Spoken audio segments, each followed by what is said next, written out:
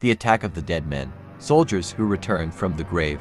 Yes, that's what will happen in today's stories, which are based on true stories shared by some users on Reddit. But first, welcome back to the dark side of Reddit. A user on Reddit asked a question that said, "What is the scariest story you know that is 100% true?" Oh, what happened to me? Have posted about it before. I was around 11 years old, and I woke up in the middle of the night to a man straddled on top of me with his hand over my mouth and nose. He told me to roll over and not scream. I rolled onto the floor and tried to scream bloody murder. I say, tried, cause when you are truly terrified it can take a second to find your voice. My mom heard me screaming and came in and fought with the guy. He was at least 6 feet, she was 5 feet 3, and scared him enough with the fighting and screaming that he took off out the window he had come in through. Never did catch him. Tupper, have you heard of the Nazis so bad that other Nazis, in particular fellow SS Nazis, constantly tried to get him and his unit disbanded and arrested? No. Well, his name was Oskar Dirlewanger, and his unit was nicknamed the Black Hunters or the Dirlewanger Brigade. Oskar Dirlewanger was an early adopter of the Nazi Party. He had been thrown in jail before for being a pedophile.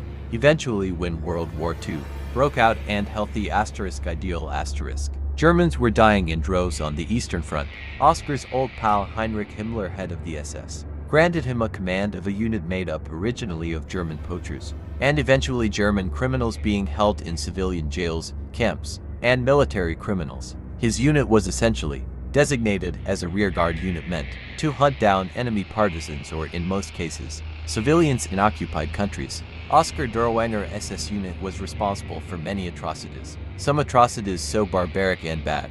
Other SS units reported him and his unit for atrocities. A few examples, which have been popularized in film, include taking an entire village in Belarus and putting them in a church, locking the doors, and setting the church ablaze. Anyone who tried to escape was shot by machine guns and rifles. This unit raped, tortured, and murdered its way through Eastern and Central Europe. During the Warsaw Uprising, they were sent to help squelch the uprising. One of their atrocities committed was going into a children's hospital, telling the nurses and staff that they were there to secure the church. Okay, once the church was secured, they raped the female staff and some of the wounded and sick female children victims, and then went around shooting everyone. If anyone was found to have survived, they were bayoneted. These guys were so horrible that other Nazis looked down their noses at them and constantly filed complaints and reports against them, but with no real success. Thankfully, by the end of the war, this unit was destroyed and its leaders and criminal soldiers were hunted down like rabid animals. 3. Told this here before, but once more. My friend had this neighbor who was a retired mechanic. They lived on some properties with large front lawns and long driveways. His neighbor had a couple derelict cars parked up near his garage that he took parts from occasionally. This neighbor of his started hearing noises while sitting in his living room, coming from his front yard. Every time he'd go to the window, there would be nothing there. He assumed it was a raccoon or a coyote or whatever. He kept hearing the noise, so he'd go outside to look around but would find nothing. He'd put out traps and occasionally catch something, yet the noise persisted. Soon, he started claiming that he was hearing voices coming from the front yard, like whispering. He'd go outside and look around the perimeter of his property but would find nothing. It was persistent, so he'd started calling the cops. Every time the cops came and looked around and would find nothing. So they told him he needed to stop calling them for this, and perhaps get a security camera or whatever. So this guy thought he was losing his mind. One summer evening he couldn't sleep, so he went to the back patio to smoke a cigarette. Suddenly, he heard voices coming from the front of his house. He put his cig out and snuck around to the front and got there just in time to see the doors to his derelict conversion van silently shut. He ran back to the backyard and went inside his home and called the police to tell them what he had seen. The police arrived and approached cold-eyed without lights, sirens, and when they approached the van, the doors swung open and a bunch of people ran out in every direction. Upon searching the van, the cops found syringes and paraphernalia and determined that people were shooting up in there, for a guy I worked with was riding his dirt bike through the woods and somebody hung a cable between two trees. My buddy caught his throat on it and saw the dude steal his dirt bike. Woke up in the hospital with a lacerated throat and a broken larynx. Pretty crazy what somebody will do for something so cheap. 5. I worked for U-Haul when I was 18, and it was located in front of a club that was known for being really sketchy. I came in to open one morning and it was Common for people to knock on the door hoping to get in early and get their truck. On this day, I hear frantic knocking on the door. I'm there alone still, so it kind of startled me. I look and there's a woman, completely naked, covered in what looks like blood. I called the cops and grabbed one of the moving blankets and went outside to cover her up. She smelled really bad and was a mess. Ended up being blood and her own shit she was covered in. Found out later she was drugged at the club that night early morning. Raped and left blacked out in the alley. It was just a fucked up and surreal situation to be involved in. 6. I've posted this before, but mine. When I was a baby, my dad played on a softball team. Typical social team, out for beers and pizza after with the guys. Family event type thing. My parents were good friends with two of the other couples. Both of them had young kids as well.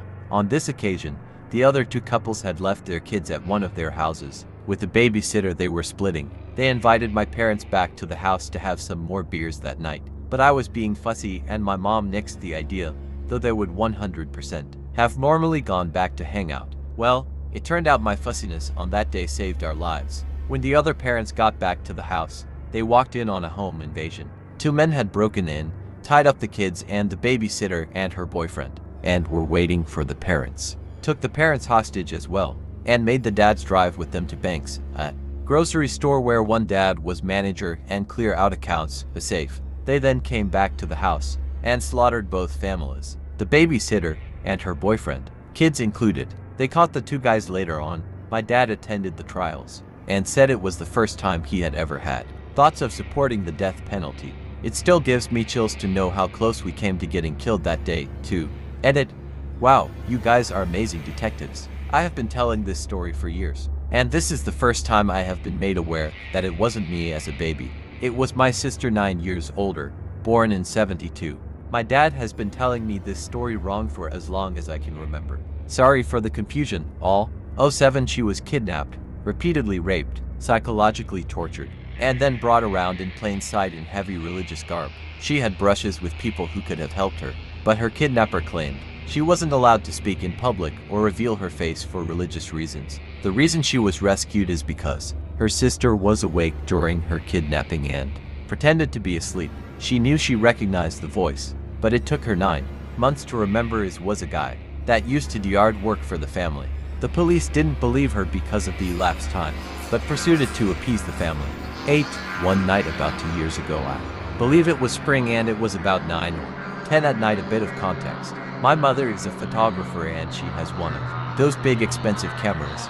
Now I was just sitting in my room, playing Xbox with my buddies, and I heard the commotion of my family in the doorway to the backyard, the kind of commotion of people gawking, so I went out to see what it was all about. I go to my dad and ask what it is, and he says, "There's something in our backyard and my mom is out. They're trying to get pictures, but her flash isn't working." And she's right at the fence trying to get pictures, and all of a sudden the flash goes up and lights up the pitch black yard, and right in front of my mom is a bear stood up on its back legs just standing there. By the time the flash was done, my mom was nearly in the house. 9. The Battle of Osawik Fortress to 1915. German troops attempted to gas the Russian defenders out as the fort had been a thorn in the side of the Germans since the outbreak of war. The gas succeeded in killing almost 3 whole companies. The Germans then advanced across the fields, expecting the fortress to be empty and an easy victory. From within the fortress, Russian troops emerged, coughing up blood and lung fragments, covered in bandages made up as improvised gas masks as well as chemical burns. They returned rifle and light artillery fire at the advancing Germans. The German troops didn't bother firing back as they just ran back to their lines. Their commanders claimed they're already dead. Give it 20 minutes and go take the place. To which the soldiers remarked it is not men protecting that place. But the Devil Osawik Fortress never fell during the war, as when the German troops went back months after there was already fresh defenders. I know this story is much different to the ones other people have said, but it's the one I could think of as truly terrifying. 10. It happened to my mom's friend a couple of years back. She was driving on the highway, in the middle of nowhere, as in far away from any town. Suddenly a car that is passing on her left steers fully to the right in front of her, causing her to brake and steer very rashly. This obviously causes her to lose control and crash against a tree. She passed out, and sometime later she couldn't really tell how much time passed. A group of Brazilians, all of this happened in Portugal, came to her rescue and told her things like, "Don't move, we're calling an ambulance, just hang on there," etc. She eventually passes out again, and about 2 hours later someone else comes and starts helping her again, and eventually the ambulance and her husband arrive. She tells them that some other people have been there before, but the guy that found her says no one was there. When they checked the trunk, everything had been stolen, including computer, camera, etc. She later said that she remembers thinking the car that made her crash had been following her for a while and driving a little too close. Make of that what you want. Sorry for my English. These 10 terrifying stories are inspired by real Reddit users. Which one scared you the most? Comment below. Till the next mystery. See you soon. Don't forget to like and subscribe.